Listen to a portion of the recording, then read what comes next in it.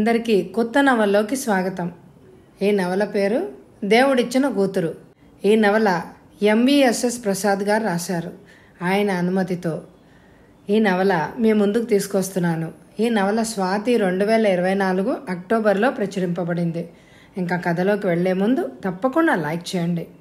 వెధవ చాకరి చెయ్యలేక చస్తున్నా అంటూ విసుక్కుంటూ చెయ్యి చీరకు తుడుచుకుంటూ భర్త రామారావు పడుకున్న గదిలోంచి బయటకు వచ్చింది పద్మ. అక్కడే కూర్చున్న కొడుకు అన్విత్ తల్లిని ఏమీ అనలేక రామారావు గదివైపు నిస్సహాయంగా జాలిగా చూశాడు. రామారావు 2 ఏళ్ల నుంచి పక్షవాతంతో మంచం మీద పడి ఉన్నాడు. రామారావుకి పక్షవాతం రాగానే అన్విత్కి ఫోన్ చేసింది పద్మ. ఎక్కడో దూరంగా ఢిల్లీలో ఉన్న అన్విత్ భార్యతో సహా ఆఘమేఘాల మీద పరిగెత్తుకుంటూ వచ్చాడు. అప్పటికే రామారావుని ఒక కార్పొరేట్ హాస్పిటల్లో చేర్చారు. అన్విత్ అక్కడ హాస్పిటల్లో డాక్టర్లను పరిచయం చేసుకుని తను డాక్టర్ అని, సర్జరీలో సూపర్ స్పెషాలిటీ చేశానని చెప్పాడు. అలాగే ప్రస్తుతం ఢిల్లీలో ఎయిమ్స్లో పనిచేస్తున్నానని చెప్పాడు. రామారావుకి వైద్యం చేస్తున్న న్యూరాలజిస్టు డాక్టర్ పవన్ అన్విత్తో చాలాసేపు మాట్లాడాడు. ఇద్దరు డాక్టర్ల భాషలో మాట్లాడుకున్నారు. రామారావు గారికి మెదడులో చాలా బ్లాక్స్ ఏర్పడ్డాయని, అసలు ఆయనని హాస్పిటల్లోకి తీసుకొచ్చినప్పుడు లైఫ్ డేంజర్లో ఉందని డాక్టర్ పవన్ అన్విత్తో చెప్పాడు. అయితే రామారావు గారిని బ్రతికించగలిగాం, కానీ బహుశా రామారావు గారి జీవితాంతం మంచం మీద ఉండవలసి ఉందని అనుకుంటున్నానన్నాడు డాక్టర్ పవన్. డాక్టర్, నాకు తెలుసు మీరు బెస్ట్ వైద్యం అందించి ఉంటారు, అన్నీ లేటెస్ట్ మంచి మందులు వాడి ఉంటారు అన్నాడు అన్విత్. ఎస్ డాక్టర్, మీరు కూడా డాక్టర్ కనుక అన్నీ మీరు అర్థం చేసుకున్నారు అన్నాడు డాక్టర్ పవన్. అంతలో ఎవరో హాస్పిటల్ స్టాఫ్ రిపోర్ట్స్ పట్టుకొచ్చారు. అన్విత్ వాటిని అందుకొని పరిశీలించాడు. అన్ని రిపోర్ట్లలో తేడాలు స్పష్టంగా కనిపిస్తున్నాయి. అంతటి విషమ పరిస్థితిలో ఉన్న తండ్రిని డాక్టర్ ఎలా బ్రతికించారో అనుకున్నాడు అన్విత్. అదే విషయం తండ్రికి ట్రీట్ చేస్తున్న డాక్టర్ల దగ్గర ప్రస్తావించాడు. Yes doctor Pavan, this reports indicate that they are multiple blocks. మీరు చాలా కష్టపడి మా ఫాదర్ని సేవ్ చేశారు. థ్యాంక్స్ అన్నాడు అన్విత్. డాక్టర్, ఆ ప్లేస్లో మీరున్న అదే చేస్తారు కదా. మన వృత్తే మనుషులకి వైద్యం చేయడం, వాళ్ళ ప్రాణాలు కాపాడడం. Just I have done my duty అన్నాడు డాక్టర్ పవన్. అయితే ఫిజియోథెరపీ లాంటివి ఈ కేసులో ఉపయోగించవా అంటూ తన సందేహం వెలిబుచ్చాడు అన్విత్. తను కూడా డాక్టర్ అయినప్పటికీ ప్రత్యేకమైన ఆ ఫీల్డ్లో స్పెషలిస్టులు అయిన వాళ్ళ దృక్కోణం వేరుగా ఉంటుందని అన్విత్కి తెలుసు. అందుకే డాక్టర్ పవన్తో అలా అన్నాడు. కొంత ఇంప్రూవ్మెంట్ ఉండొచ్చు. Nothing wrong in going in for physiotherapy. ప్రయత్నిద్దాం. వేరే హాస్పిటల్లో పనిచేస్తున్న నాకు తెలిసిన ఫిజియోథెరపిస్ట్ ఒక అతనికి ఫోన్ చేసి చెప్తాను. మంచి తెలివైనవాడు, సబ్జెక్ట్ మీద కమాండ్ ఉన్నవాడు. అదీ కాక అతను అయితే రోజు ఇంటికి వచ్చి ఫిజియోథెరపీ చేస్తాడు అన్నాడు డాక్టర్ పవన్. నాన్నగారు ఇంకో కొన్నాళ్ళు హాస్పిటల్లో ఉండాలంటారా అని అడిగాడు అన్విత్. అవసరం లేదు, అందరికీ శ్రమ. ఆయనకు కూడా ఇంటి దగ్గర హాయిగా ఉంటుంది. మీరేమో బైపాస్ చేసి పేషెంట్ని ఆపరేషన్ అయిన గంటలో నడిపించేస్తారు. మా పేషెంట్స్ హాస్పిటల్లోనే ఉండిపోవాలా అన్నాడు డాక్టర్ నవ్వుతూ. అంటే మీరు ఫీల్డ్లో బెస్ట్ కదా. You are the best judge అన్నాడు అన్విత్ నవ్వుతూ. అక్కర్లేదు, మీరు వెంటనే ఇంటికి తీసుకుపోవచ్చు. ఇంజక్షన్లు ఇవ్వడానికి 4 రోజులు మా వాళ్ళని పంపిస్తాను అన్నాడు మళ్ళా డాక్టర్ పవన్. అక్కర్లేదు డాక్టర్, మేము ఎలాగైనా సహాయం కోసం ఒక నర్సుని పెట్టుకున్నాం. She will take care of injections. Okay, thanks once again. Have a good day అంటూ డాక్టర్ పవన్తో చేతులు కలిపి డాక్టర్ రామారావు ఉన్న రూమ్ వైపు నడిచాడు అన్విత్. ఆ రోజే రామారావుని ఇంటికి తీసుకెళ్లారు. రామారావుకి 24 గంటలు సేవ చేయడానికి నర్సుని ఏర్పాటు చేశాడు అన్విత్. పగటిపూట ఆ అమ్మాయి రామారావుకి చేయాల్సిన పనులన్నీ చేస్తుంది. సాయంకాలం అమ్మాయి తల్లి వచ్చి తెల్లారే వరకు ఉంటుంది. ఈ విధంగా ఏర్పాటు చేశాడు పవన్. అమ్మ మందులు ఇవ్వడం దగ్గర నుండి ఇంజక్షన్లు చేయడం దగ్గర నుండి అన్ని సిస్టర్ చూసుకుంటుంది. ఆ అమ్మాయి వాళ్ళ అమ్మగారు ఇద్దరు కూడా క్వాలిఫైడ్ నర్సులే కనుక మనకు సమస్య లేదు. ఇక కాస్త నాన్నగారికి కావాల్సిన విధంగా కావాల్సిన టైం ప్రకారం తినడానికి తాగడానికి రెడీ చేయడమే నీ పని. అలాగే ఆయనకి ఎంత అర్థమైనా ఎంత అర్థం కాకపోయినా కాస్త వీలైనంత ఆప్యాయంగా మాట్లాడడం, అలాగే రోజులో ఎక్కువ సమయం ఆయన దగ్గరే కూర్చోవడం నువ్వు చేయాలి అన్నాడు అన్విత్ తన తల్లితో. అది సరేరా, ఇంతకీ ఆ న్యూరాలజిస్ట్ ఏమన్నాడు? ఎప్పటికీ ఈయన మామూలు అవుతాడన్నాడు. పూర్వం అంటే పక్షపాతం వస్తే మనుషులు మంచానికి అతుక్కుపోయి అలుక్కుంటూ తీసుకుపోయేవారు. ఇప్పుడు చాలా కొత్త మందులు వచ్చాయంటారు అంది పద్మ. తన తల్లి భాషకి భావానికి మనసులో ఎంత నొచ్చుకున్నాడో అన్విత్. ఎందుకంటే తనకు తెలిసి ఏ భార్య తన భర్తకి అనారోగ్యం చేసినప్పుడు అలా మాట్లాడదు. కానీ తన భావం బయటికి తెలియకుండా జాగ్రత్త పడ్డాడు అన్విత్. ఎందుకంటే అతనికి చిన్నప్పటి నుండి తండ్రి మంచితనం గురించి, తల్లి గండితనం గురించి బాగా తెలుసు. కానీ అత్తమామల గురించి అంతగా తెలియని అన్విత్ భార్య దివ్య అత్తగారి మాటలు విని కంగుతింది. అన్విత్ తన కళ్ళతోనే కంగారు పడవద్దని దివ్యకి సౌజ్ఞ చేశాడు. దివ్యకు అతను చెప్పింది అర్థమైంది. ఆయన అత్తగారి మాటలకి ప్రవర్తనకి కొంత అయోమయానికి గురై తొందరగా చాలాసేపటి వరకు తేరుకోలేకపోయింది. అన్విత్ 2 రోజులుండి తల్లి పద్మకి చెప్పాల్సిన జాగ్రత్తలు చెప్పి భార్య దివ్యతో సహా బయలుదేరాడు. ఇంట్లోంచి బయటకెళ్లే ముందు తండ్రి పడుకున్న గదిలోకి వెళ్ళి కళ్ళమ్మట నీళ్లు పెట్టుకున్నాడు. ఎప్పుడూ నవ్వుతూ పలకరిస్తూ ఆప్యాయంగా మాట్లాడే వ్యక్తి అలా భావం లేని చూపులతో నిస్సహాయంగా పడుకుని ఉండడం చూసి తట్టుకోలేకపోయాడు అన్విత్. ఆ క్షణంలో అన్విత్కి చిన్నప్పటి నుండి తన తండ్రి కుటుంబం కోసం, తన కోసం, తన సుఖం కోసం, వ్యక్తిగత సంతోషాలు ఎంత త్యాగం చేశాడో గుర్తుకొచ్చి వెలవెల్లాడిపోయాడు. పొరలు కమ్మిన నీటితో తండ్రికి చెప్పి బయలుదేరాడు. రామారావు నుంచి ఎటువంటి స్పందన ఉండదని ఒక కొడుకుగా, డాక్టర్గా అన్విత్కి తెలుసు. అంతవరకు రామారావు జీవితంలో జరిగినవి ఏమిటి అంటే, రామారావు పెద్ద వ్యాపారవేత్త. అతని తండ్రి కామేశం, తల్లి రాజేశ్వరి. వాళ్ళకి ఏకైక సంతానం రామారావు. అతనిని చిన్నప్పుడు స్నేహితుడు, అదేం పురాతన పేరు అని వేళాకోళం చేసేవారు. స్నేహితులకి సమాధానం అది తన తాతగారి పేరని, అలాగే అవతార పురుషుడైన శ్రీరామచంద్రమూర్తి పేరని తన పేరుని గర్వంగా చెప్పుకునేవాడు రామారావు. నిజంగానే అతను కూడా ఎప్పుడు అలాగే అనుకునేవాడు. రామారావు పెళ్ళయ్యాక తన కొడుక్కి తన తండ్రి కామేశం పేరు, పోనీ కాస్త మోడ్రన్గా కావాలనుకుంటే కామేశ్ అని పెడదామని భార్య పద్మతో అంటే ఆమె ససేమేరా ఒప్పుకోలేదు. ఆవిడ ఆ రోజుల్లో మోడ్రన్ భావాలు కలది. మీలా పాత చింతకాయ పచ్చడి పేర్లు నా కొడుక్కి పెట్టడానికి వీల్లేదు, మోడ్రన్గా ఉండాలి, అన్విత్ అని పెడదాం అని కరాఖండిగా చెప్పేసింది పద్మ. భార్యతో ఆ తర్వాత అత్తతో వాదించి ప్రయోజనం ఉండదని తెలుసుకున్న రామారావు మౌనంగా ఊరుకున్నాడు. భార్య ఇష్టప్రకారమే కొడుక్కి అన్విత్ అన్న పేరు పెట్టాడు. ఆ రోజుల్లో రామారావు తండ్రి కామేశం వ్యవసాయం చేసి పెద్దగా ఏమీ సంపాదించలేదు. కామేశం కొడుకు రామారావు బాగానే చదువుకున్నా ఉద్యోగం చేయడం, ఒకరి కింద పని చేయడం తనకిష్టం లేదని వ్యాపార నిమిత్తమై రామారావుకి ఇచ్చాడు.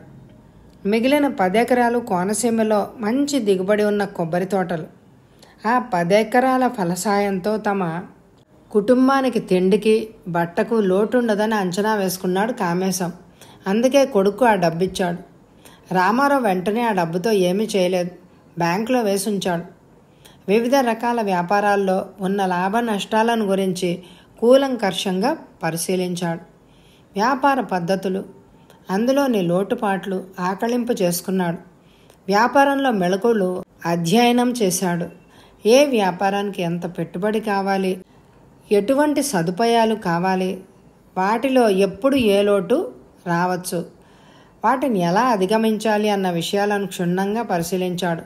వివిధ వ్యాపారాల్లో అన్ని విషయాలను గురించి కూలంకషంగా తెలుసుకున్న తర్వాత రామారావు రియల్ ఎస్టేట్, బట్టల, చీరల హోల్సేల్ వ్యాపారం, ఒక చిన్న కెమికల్ ఫ్యాక్టరీలో ఆ మొత్తాన్ని పెట్టుబడిగా పెట్టి అహర్నిశలు ఒళ్ళు వంచి కష్టపడి పనిచేశాడు. తండ్రి ఇచ్చిన 1 కోటి రూపాయలను అనతి కాలంలోనే 100 కోట్లుగా మార్చాడు.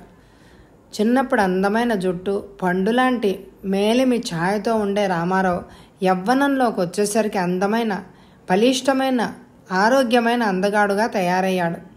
చదువులో, ఆటపాటల్లో అన్నిట్లోనూ అతను ఎప్పుడూ ఫస్టే. కాలేజీలో ఎంతమందో అమ్మాయిలు అతడిని చూసి పెదవులు కొరుక్కునేవారు. అతని చూపుల కోసం తహతహలాడేవారు. అతను అంటే పెళ్లి చేసుకునేందుకు ఆడపిల్లలు లైన్లో నుంచునేవారు. ఎందుకంటే రామారావుకి అందచందాలతో పాటు ఆస్తిపాస్తులు కూడా ఉన్నాయి. అందరి యువకుల్లాగే రామారావు కూడా కొన్ని కోరికలు, ఆశలు ఉన్నాయి. అతను అందమైన, చదువుకున్న, నాజుగ్గా ఉండే అమ్మాయిని పెళ్లి చేసుకోవాలని కలలు కనేవాడు. అతని ఆశల్లో, ఆలోచనల్లో ఏమీ తప్పులేదు. నిజానికి ఏ యవ్వనంలో ఉన్న యువకుడికి ఉండే అతి సామాన్యమైన, సాధారణమైన ఆశలు, కోరికలు రామారావు కూడా ఉన్నాయి. కానీ అవి తీరలేదు. అందుకే మనిషి ఒకటి తలిస్తే దేవుడు మరొకటి తలుస్తాడని పెద్దలు అంటారు. మనకు ఏమిటి మంచిది అని మనం అనుకుంటామో అది భగవంతుడు అనుగ్రహిస్తాడట. మనకు ఏది మంచిదో దాన్నే మనకు ఇస్తాడట. అందమైన వాళ్ళని, పొడగరులను, ఆస్తిపరులు ఆస్తిపరులను, ఉన్నత విద్యావంతులు, విద్య ఎత్తున్న వాళ్లను అలా పెళ్లి చేసుకుంటే పోతే ఇక మిగతా వాళ్ళందరూ ఏమవుతారు అని ఆలోచించి అనుకుని దేవుడు ఆ విధంగా మిశ్రమంగా ఉండేలాగా పెళ్ళిళ్ళు ఏర్పాటు చేస్తాడేమో. రామారావు విషయంలో అదే జరిగింది. దేవుడి నిర్ణయాలను మేమెవ్వరం కాదనడానికి, అసలు కాదనకూడదు కూడా. ఆయన ఏది ఎలా నిర్ణయిస్తే అది మన మంచికే అనుకుని జీవన పయనం సాగించాలి అనుకునే సగటు సాంప్రదాయమైన వ్యక్తి రామారావు. రామారావు మేనమామ రాజశేఖరం కూడా అదే ఊళ్ళో ఉంటున్నాడు. అతని భార్య ఉష. రాజశేఖరం రాజకీయాల్లో కష్టపడి పైకొచ్చాడు. ఈ పార్టీలో మంచి పలుకుబడి సంపాదించి ఎన్నో ముఖ్యమైన పదవులు పొందాడు. కావాలనుకుంటే చీఫ్ మినిస్టర్ అయ్యేవాడు. అనవసరమైన బాధ్యతలు, కష్టాలు ఎందుకులే అనుకుని ఆ పదవికి దూరంగా ఉంటూనే బోలెడు పలుకుబడి, డబ్బు సంపాదించాడు. కోట్లకి పడగలెత్తాడు. రాజశేఖరం కొడుకు అరవింద్కి డొనేషన్ కట్టి మెడిసిన్లో సూపర్ స్పెషాలిటీ కోర్స్ చదివించాడు. అలాగే పేరు మోసిన బమ్మిని తిమ్మిని చేసే కేసులు గెలిచే లాయరు తన స్నేహితుడు విశ్వం కూతురు మోహినిని అరవింద్కిచ్చి పెళ్లి చేశాడు. అరవింద్, మోహిని ఉద్యోగరీత్యా రాజశేఖరం, ఉషకి దూరంగా చెన్నైలో ఉంటున్నారు. రామారావుకి పెద్దగా ఇష్టం లేకపోయినా తల్లి మాట కాదనలేక తన మేనమామ కూతురు పద్మిని పెళ్లి చేసుకున్నాడు.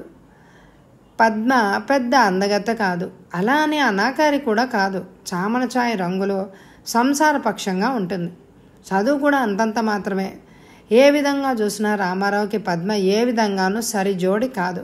ఇంకా చెప్పాలంటే రామారావు ముందు పద్మ అన్ని విషయాల్లోనూ తీసికట్టే.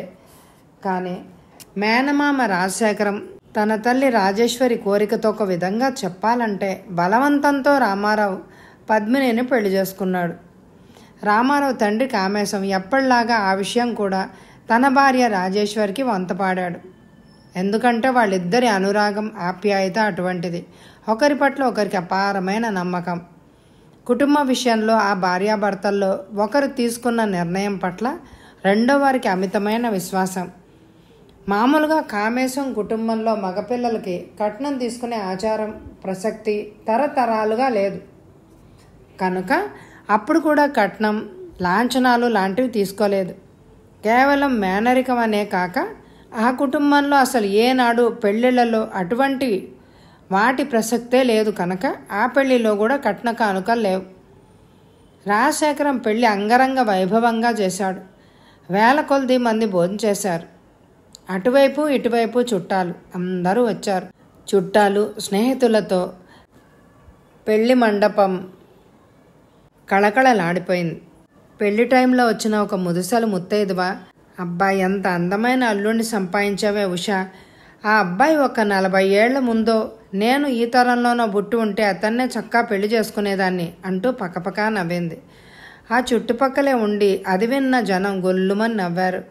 ఇప్పుడైతేనే పద్మతో పాటు నిన్ను కూడా చేసుకుంటాడేమో అడుగు అన్నారెవరో గట్టిగా నవ్వుతూ. నాకేం అభ్యంతరం లేదు, కానీ ఆ ముసలాయన ఏమనుకుంటాడో, ఈ అబ్బాయి ఒప్పుకుంటాడో లేదో అంది ఆ ముదుసలి పడి పడి నవ్వుతూ.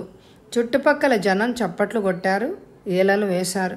చూసుకో రామారావు, ఒకళ్ళకి ఒకళ్ళు ఉచితం, ఆలసించిన ఆశాభంగం అన్నారెవరో. మళ్ళీ పెద్దగా చప్పట్లు, కేకలు, అరుపులు. రామారావు ముసిముసి నవ్వుకున్నాడు. అలాగే పెళ్ళైన కొత్తలో పద్మ రామారావు వీధిలోంచి సరదాగా నడుచుకుంటూ వెళ్తుంటే చుట్టుపక్కల వాళ్ళు సహజంగా చూసేవారు. వాళ్ళందరూ ముక్త కంఠంతో మీ అమ్మాయి అల్లుడు వెళ్తుంటే చూసాం, మీ అమ్మాయి కన్నా మీ అల్లుడే ఎంతో బాగున్నాడు అనేవాళ్ళు. ఉష వైపు చుట్టాలు కూడా పద్మ కంటే రామారావు బాగున్నాడే ఉష అంటూ ఉండేవారు. అలాగే తర్వాత రోజుల్లో కూడా అల్లుడు ఇంట్లో వాడేనని రామారావుకి ఏమీ తక్కువ చేయకుండా రామారావు మేనమామ రాజశేఖరం రామారావుకి ఒక అల్లుడిగా అన్ని అచ్చట్లు ముచ్చట్లు తీర్చాడు. అతడి తండ్రి కామేశంని, తల్లి రాజేశ్వరిని ఎంతో గౌరవించాడు. రామారావుని అల్లుడిగా నెత్తిమీద పెట్టుకున్నాడు రాజశేఖరం. కానీ మొదటి నుండి ఉషకి అకారణంగా అల్లుడంటే చిన్నచూపు, చులకన భావం. ఉష ప్రవర్తన, మాటలు ఆవిడ భావాలను ప్రతిబింబించేవి. రామారావు మొదట్లో అత్తయ్య ఉష చేసే పనులకి, ఆడే మాటలకి నొచ్చుకున్నా క్రమంగా అలవాటు పడిపోయాడు. రామారావు తన భార్య పద్మని పంచ ప్రాణాలుగా అపురూపంగా చూసుకునేవాడు. చిత్రం ఏమిటంటే అతని సుఖాలలో పాలు పంచుకునే భార్య పద్మ ఏనాడు అతని కష్టాల్లో పాలు పంచుకోలేదు. రామారావు వ్యాపారాల్లో ఎక్కువ భాగం రామారావు తల్లి రాజేశ్వరి, తండ్రి కామేశం ఉండే ఊర్లోనే ఉన్నాయి. కనుక పెళ్ళైన తర్వాత కూడా రామారావు తన భార్య పద్మతో వాళ్ళ దగ్గరే ఉందాము అని నిర్ణయించుకున్నాడు. ఆ విధంగా వృద్ధాప్యంలో వాళ్ళకి తన తోడు, తనకి భార్యకి వాళ్ళ సలహాలు, సహాయ సహకారాలు ఉంటాయని ఆశపడ్డాడు.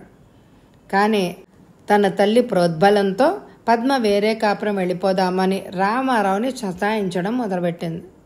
రామారావుకి వేరింటి కాపురం వెళ్ళడం సుతరాము ఇష్టం లేదు. ఆ ఊరిలోనే ఉండగలిగి తల్లిని తండ్రిని ఆ వయసులో వదిలి వెళ్ళడం రామారావు మనసుని బాధ పెట్టింది.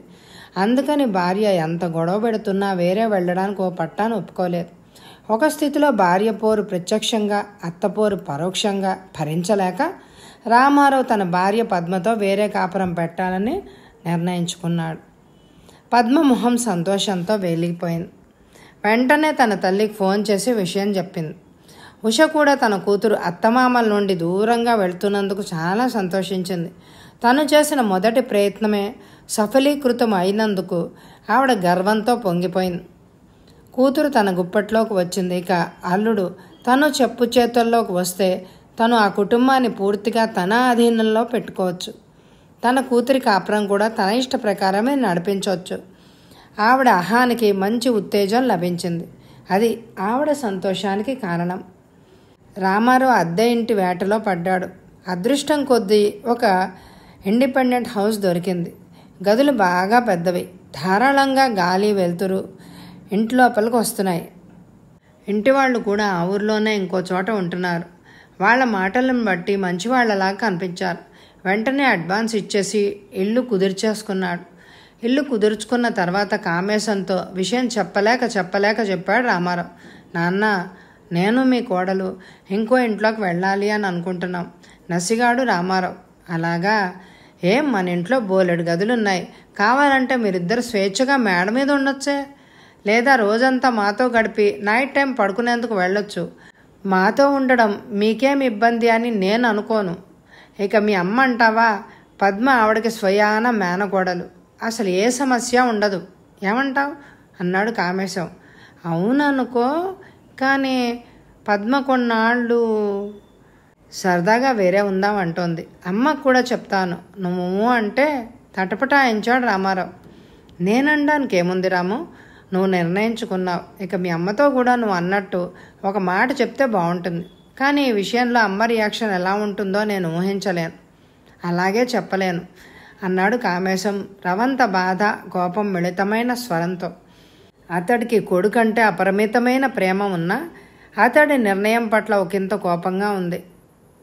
తండ్రి అలా ఎప్పుడూ మాట్లాడడం వినని రామారావుకి కొంచెం భయం కలిగింది. తల్లికి విషయం చెప్పడానికి వంటిట్లోకి బయలుదేరాడు రామారావు. అమ్మా, నేను పద్మ వేరే ఇల్లు చూసుకున్నాం. ఆ ఇంట్లోకి వెళ్తున్నాం. పద్మ నీకు ఏం చెప్పలేదా అన్నాడు రామారావు తల్లితో. కొడుకు మాటలు ఆశనిపాతంలా అనిపించాయి రాజేశ్వరికి. సహజంగా ఎప్పుడు శాంతంగా ఉండే ఆవిడకి కోపం కట్టలు తెంచుకుంది. నాకు పద్మ ఏమీ చెప్పలేదు, మీ అత్త ఏమీ చెప్పలేదు. ఇంతకీ ఈ నిర్ణయం నీదా, లేకపోతే నీ పెళ్ళందా, కాకపోతే మీ అత్తదా అంది రాజేశ్వరి తీవ్రంగా. అమ్మా, అంటే అది కొన్నాళ్ళు అక్కడుండి మళ్ళీ వచ్చేస్తాం అన్నాడు రామారావు. తల్లి కళ్ళలోకి చూసే ధైర్యం లేక తలదించుకొని, ఏమిట్రా నువ్వు అనే దాంట్లో ఏమైనా అర్థం ఉందా? ఇదేమైనా ఊరికి వెళ్ళి రావడంరా? కాపురం పెట్టి తిరిగి వస్తానంటున్నావు? ఎవరిని మభ్యపెట్టడానికిరా ఆ మాటలు? రాజేశ్వరి ఇంకా కోపంగానే, అమ్మా అక్కడికి నేను చెప్పి చూశానమ్మా అంటూ ఏదో వివరణ ఇవ్వబోయాడు రామారావు. అతని మాటలను మధ్యలోనే తుంచేసింది రాజేశ్వరి. ఎందుకురా అనవసరంగా నన్ను సమాధానపరచాలని వ్యర్థ ప్రయత్నం చేస్తావు? ఈ విషయం మీరు నిర్ణయించుకోక ముందే చెప్పాలి. ఇప్పుడెందుకు అనవసరంగా? ఎంతగా నాన్నగారికి చెప్పావా అంది రాజేశ్వరి. చెప్పానమ్మా అన్నాడు రామారావు దిక్కులు చూస్తూ. ఆయనేమన్నారు అని అడిగింది రాజేశ్వరి. నా నిర్ణయానికి నాన్న కూడా బాధపడినట్టుగానే కనిపించారమ్మా అన్నాడు రామారావు కిందకు చూస్తూ. సరే ఇంకా చేసేదేముంది, అలాగే కానీ ఇల్లు చూసుకున్నావా అని అడిగింది రాజేశ్వరి కొడుకుని. చూశానమ్మా అన్నాడు రామారావు నెమ్మదిగా. ఓహో, అంతా అయిపోయిన తర్వాత నాకు మీ నాన్నగారికి విషయం చెప్తున్నావన్నమాట అంది రాజేశ్వరి నిష్ఠూరంగా. అంటే ఏదో చెప్పబోయాడు రామారావు. ఇంకేమి చెప్పక్కర్లేదులే, నీ ప్రయత్నాల్లో మీరుండండి అంటూ స్టవ్ మీద గిన్నెలో ఉడుకుతున్న ఏదో పదార్థం గరిటతో కలపసాగింది రాజేశ్వరి. రామారావు తల్లిదండ్రుల ప్రతిస్పందన కొంతవరకు ఊహించాడు, కానీ ఎంత తీవ్రంగా ఉంటుంది అని అనుకోలేదు. తన తల్లి వంక ఒకసారి చూసి మెల్లగా అడుగులు వేసుకుంటూ, తర్వాత కామేశం రాజేశ్వరి లంకంత కొంపలో ఒంటరి వాళ్ళు అయ్యారు. ఒక్కగానొక్క కొడుకు పెళ్లి చేసుకుని కాళ్ల పారాణి కూడా ఆరకముందే వేరింటి కాపురం పెట్టడం రాజేశ్వరిని, కామేశాన్ని చాలా బాధ పెట్టింది. కామేశం కొడుకు పెళ్లి చేసుకున్నాడు అంటే సంతోషించాడు, కానీ ఇలా పెళ్ళైన కొన్ని రోజులకే కొడుకు కోడలు వేరే వెళ్ళిపోవడం బాధ అనిపించింది అతనికి. రాజేశ్వరికి పచ్చి వెల్లక్కాయ గొంతులో పడ్డట్టు అయింది. మింగలేక కక్కలేక సతమతమైంది. ఏరి కోరి తన కొడుక్కి తమ్ముడు కూతురునిచ్చి పెళ్లి చేసింది. పద్మ తన మేనకోడలే కదా, ఆప్యాయంగా భర్తని తన కుటుంబాన్ని చూసుకుంటుంది అని అనుకుంది. కానీ ఆదిలోనే హంసపాదులాగా కోడలైన మేనకోడలు వేరింటి కాపురం పెట్టింది. అయితే ఆ విషయంలో తన మర్దల హస్తం ఉందని కించిత్ అనుమానం కూడా కలిగింది రాజేశ్వరికి. ఎందుకంటే తమ్ముడు రాజశేఖరం తనకు రక్త సంబంధికుడైన మరదలు ఉష బయట నుండి వచ్చిన అమ్మాయే కదా. అదీకాక రాజేశ్వరి ఉషని చాలా కాలంగా చూస్తోంది. ఉష మాట తీరు, వ్యవహార శైలి రాజేశ్వరికి పెద్దగా నచ్చకపోయినా తన తమ్ముడు భార్య అని సరిపెట్టుకుంది. రాజశేఖరం పెళ్ళైన కొత్తలోనే 1-2 సందర్భాల్లో ఉష ప్రవర్తనకి కామేశం చిరాకు పడితే భర్తతో విభేదించి ఉషను వెనకేసుకొచ్చింది. అయితే కాలం గడిచే కొద్దీ అటువంటి సమయాలు సందర్భాలు ఎక్కువ అవుతూ వచ్చాయి. కానీ సహజంగా రాజేశ్వరిని పుట్టింటి వాళ్ళ మీద తమ్ముడి మీద ఉన్న అనురాగం ప్రభావితం చేసింది. అది తన మరదలు, మేనకోడలు, మేనల్లుడి వరకు విస్తరించింది. మరి ఇప్పుడు మేనకోడలే కోడలు ఏమనగలదు? కానీ తన కొడుకు భార్యగా పెళ్ళైన కొన్ని రోజులకే అత్త మామగారులను వదిలి వేరే వెళ్ళిపోవడం లాంటివి చూస్తుంటే ఊరుకోలేకపోయింది. కానీ ఏం చేయలేదు. అలా అని ఉషని పద్మని గట్టిగా అడగలేదు. ఇప్పుడు రాజేశ్వరికి పుట్టింటి వైపు తనకు ఉన్న అనుబంధం, ఒక కొడుకు తల్లిగా, ఒక అత్తగారిగా నిర్వర్తించవలసిన బాధ్యతలకి మధ్య ఘర్షణ ఏర్పడింది. అసలు ఇంత త్వరగా ఇటువంటి పరిస్థితి ఎదుర్కోవలసి వస్తుందని రాజేశ్వరి కల్లో కూడా ఊహించలేదు. కోడలుగా వచ్చేది సొంత మేనకోడలే కదా, తన జీవితం నల్లేరు మీద బండిలాగా నడిచిపోతుంది అని అనుకుంది. అయితే ఏది ఎప్పుడు ఎలా జరగాలని భగవంతుడు నిర్ణయిస్తాడో అలాగే జరిగి తీరుతుంది. రామారావు, పద్మ ఇంటి నుండి వాళ్ళ కొత్త ఇంటికి బయలుదేరినప్పుడు రాజేశ్వరికి కన్నీళ్ళు వచ్చాయి. కానీ అవి ఎవరికీ కనిపించకుండా తుడిచేసుకుంది. విషయం కామేశం కంట పడనే పడింది. కానీ అతనేమీ అనలేక చెయ్యలేక మౌనంగా నించున్నాడు. రామారావు తల్లిదండ్రుల వైపు నిస్సహాయంగా చూస్తూ నుంచుండిపోయాడు. రాజేశ్వరి కొడుకు రామారావుతో, పద్మిని ఏదో తెలిసి తెలియని చిన్నతనం రా, పోనీ ఇది ఒకందుకు మంచిదేగా, కొన్నాళ్ల పాటు నువ్వు కోడలు హాయిగా స్వేచ్ఛగా ఉండొచ్చు, పెద్దల అడ్డు అజమాయిషీ లాంటివి ఏమీ ఉండవు, రేపు పిల్లలు పుట్టిన తర్వాత బరువులు బాధ్యతలు ఎలాగా పెరుగుతాయి అంటూ సర్ది చెప్పింది. రామారావుకు అసలు విషయం తెలుసు కనుక తల్లి మాటలకు చిన్నగా నవ్వేసి ఊరుకున్నాడు. ఇంట్లోకి వెళ్లే ముందు కొత్త ఇంట్లో పాలు పొంగించాలని నిర్ణయించుకున్నారు రామారావు దంపతులు. ఆ విషయం తన తల్లి రాజేశ్వరితో చెప్పాడు రామారావు. తల్లిని రమ్మని చెప్పాడు. అలాగే పద్మ తన తల్లి ఉషని రమ్మంది. ఇది చిన్న విషయం, మీరిద్దరూ కానిచ్చేయండి, దానికి ఎవ్వరు అక్కర్లేదు అంది రాజేశ్వరి. కానీ ఉష అలా వదలలేదు. తను కూడా పాలు పొంగించే టైంకి వస్తానని కూతురికి అల్లుడికి చెప్పింది. ఆవు పాలు, మంచి బెల్లం, కొత్త ఇత్తడి గిన్నె రెడీ చేయమని చెప్పింది. ఒక అరడజను ఇటుకలు, కొన్ని కట్టెలు సిద్ధం చేసి పెట్టుకోమని చెప్పింది. అలాగే తన కూతురుతో పంతులు గారికి పాలు పొంగించేందుకు కావాల్సిన ఏర్పాట్లు చేయడానికి, శ్రీ సత్యనారాయణ స్వామి వ్రతం చేయడానికి రమ్మని చెప్పమంది. అలాగే ఒక 10 మంది ముత్తైదువులను పిలిచి వాళ్లకు పువ్వులు, గాజులు, జాకెట్ గుడ్డలు ఇవ్వాలని సూచించింది. నిజం చెప్పాలంటే ఆవిడ చెప్పినది అద్దె ఇంట్లోకి వెళ్లే వాళ్ల కార్యక్రమంలా లేదు. ఉష చెప్పిన ఏర్పాట్లు కూతురు అల్లుడు స్వంత ఇంటి గృహప్రవేశం చేసుకున్నట్లు అన్నీ చెప్పేసింది. ఏదో సూక్ష్మంగా కానిచ్చేద్దాం అనుకున్న పనికి అత్త ఉష అంత హడావిడి చేయడం చిరాకు కలిగించింది రామారావుకి. అదీగాక ఆ ఇటుకలు, పుల్లలు వ్యవహారం ఇంటివాళ్ళు ఒప్పుకుంటారో లేదో, కానీ ఉష ఎవరు చెప్పినా వినే రకం కాదు. ఆ విషయం బాగా తెలిసిన రామారావు నోరు మూసుకున్నాడు. సమయానికి 1 గంట ముందు నుండే ఉష కూతురు కొత్తగా అద్దెకు దిగే ఇంటికి వచ్చి హడావిడి మొదలుపెట్టింది. అత్తెచ్చారా, ఇత్తెచ్చారా, ఇవి కొన్నారా, అది ఏర్పాటు చేసుకున్నారా అంటూ కూతుర్ని అల్లుడిని కంగారు పెట్టసాగింది. అంతవరకు సజావుగా సాగుతున్న ఏర్పాట్లు ఉష రాకతో మరింత హడావిడిగా కొనసాగాయి. ఎట్టకేలకు పంతులుగాలు రావడం, పాలు పొంగించే కార్యక్రమం మొదలవడం జరిగాయి. పాలు పొంగి పొయ్యిలో పడే వరకు చూడడం ఆనవాయితీ. ఆ తర్వాత ఆ పాలలో బియ్యం, బెల్లం వేసి పాయసం వండుతారు. కానీ ఉష ఇంకా పాలు పొంగకుండానే ఇటుకల మీద గిన్నె దింపేయమని చెప్పింది. అదేమిటత్తా, పాలు అగ్నిలో పడాలి కదా అన్నాడు రామారావు. పొయ్యిలో పాలు పడిపోయి పొయ్యి ఆరిపోతే అశుభం అంది ఉష. ఎందుకు ఆరిపోతుంది? మా ఇంట్లో మాఘమాసంలో ఎన్నిసార్లు మా అమ్మ బియ్యపు పరమాన్నం చేయలేదు అన్నాడు రామారావు. అది గ్యాస్ స్టవ్, ఆరిపోదు. ఒకవేళ ఆరిపోయినా వెంటనే వెలిగించవచ్చు. ఇక్కడ అలా కాదు అంది ఉష అదో రకంగా ముఖం పెట్టి. అలా అనుకున్నా నేను చిన్నప్పటి నుంచి ఎన్ని గృహప్రవేశాలు చూశాను. ఎక్కడ చూసినా నేను చెప్పినట్టు పాలు పొయ్యిలో పడిన తర్వాత పరమాన్నం వండుతారు, కానీ పాలు ఇంకా అంటూ ఏదో చెప్పబోయాడు రామారావు. రాము, నీకు చాలా విషయాలు తెలీదు. మీ అమ్మ, అదే ఆ రాజేశ్వరి వదిన, నీకు బొత్తిగా ఏమీ తెలియకుండా పెంచింది. అందుకే నువ్వు అలా తయారయ్యావు అంది ఉష.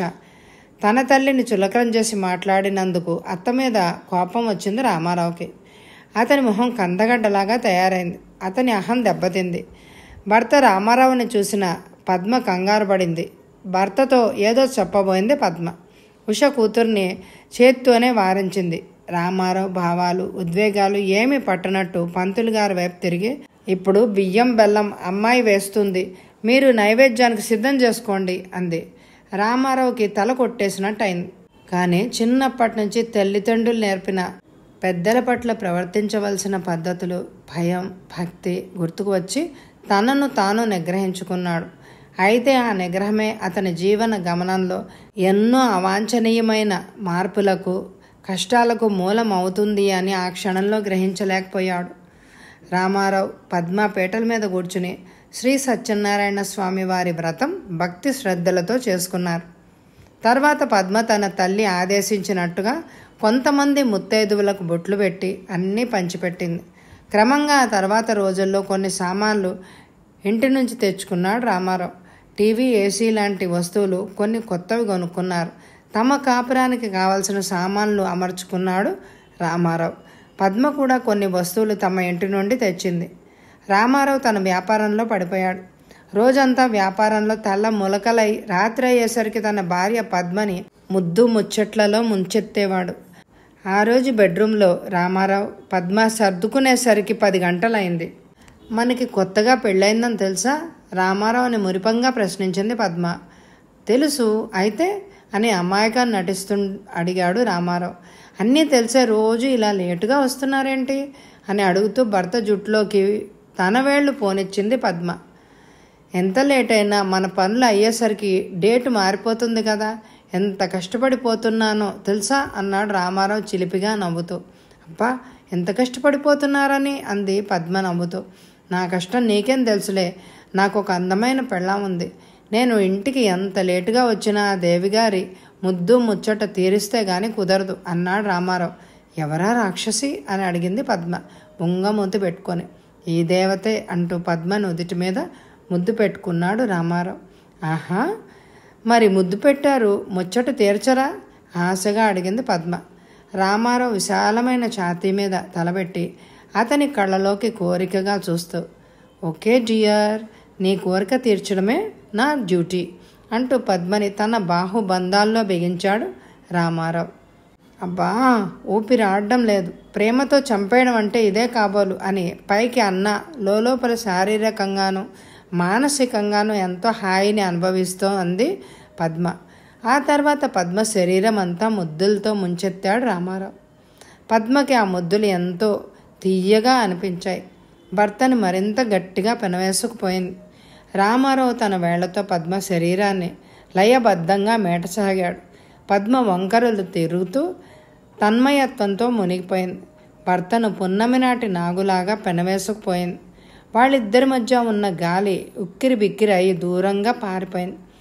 మెట్లు మెట్లుగా రామారావు పద్మ స్వర్గపు టంచులకు వెళ్ళిపోయారు. బరువైన వేడి నెట్టూర్పులతో ఊగిపోయారు ఆ దంపతులు. ఏ విషయానికైనా ఆరోహణ ఉన్నట్టే అవరోహణ కూడా ఉంటుంది. శృంగారానికి ఏమీ మినహాయింపు లేదు. కొంతసేపటికి రామారావు పద్మ అత్యంత సుఖంలో మునిగి తేలి అలసి సొలసి ఒకరి ఒడిలో ఒకరు నిద్రపోయారు. ఆ రోజు దసరా పండగ. కొత్తగా పెళ్ళైన రామారావు పద్మలను ఉషా రాజశేఖరం పిలిచారు. వాళ్లతో పాటు అందరూ కొన్నాళ్ళు సరదాగా గడుపుదామని రాజశేఖరం తన అక్క రాజేశ్వరిని, బావ కామేశాన్ని కూడా పండక్కి రమ్మని పిలిచాడు. తర్వాత కథ కొనసాగుతుంది. ఈ ఎపిసోడ్కి ఎక్కువ లైకులు ఇవ్వండి. Thank you very much my dear friends.